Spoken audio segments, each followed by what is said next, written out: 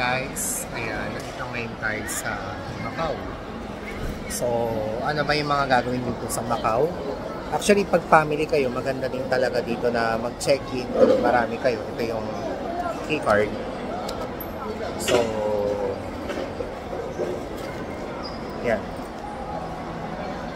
Advisable dito kapag 10 kayo, pamilya, 10 person, maganda na dito kayo mag-check-in.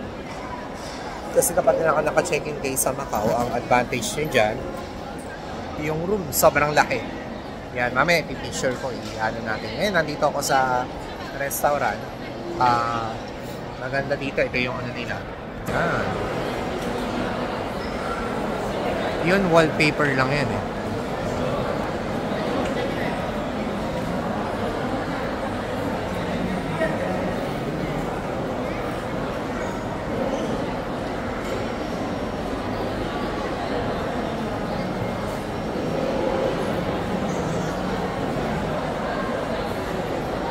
Alright, yan. Kung medyo ano kayo, gusto nyo mahal ang room pero kung susumahin nyo, kung marami kayo, mas maganda doon na lang kasi isang room lang kayo. Lalo na kung family. Diba, pamilya kayo pupunta dito. Yan. Talagang prepared yan, Venetian. Ako talaga prepared ko Venetian kasi madami. Kahit 10 kayo sa loob, pwede. Matipid na rin kung magbubo kayo ng per room. Tapos ang maganda dito, actually ano dito eh, yung mga drinks, kung pasok ka sa casino, maraming drinks. Kaya gagawin mo dyan. Tapos alright yan, habang inintay ko sila, kakain ko. Pang YouTube. Yan, YouTube to. YouTube to, ma'am. Ano masasabi mo sa YouTube channel ko, ma'am? Hi guys, welcome to my vlog. Ikaw, babe, ano sasabihin mo sa YouTube ko?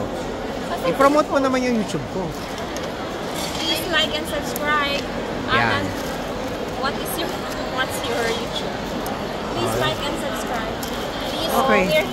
We're here at Venetian, Macau. So look at our order. This one sa mga magtitipid or sa mga mahalin, depende, maraming choices dito. One meal, good for two na guys.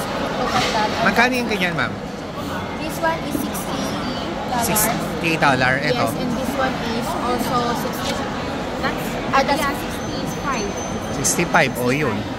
O kung magtitipid kayo, good for 2, 60, no? Pero pwedeng 3 kumain.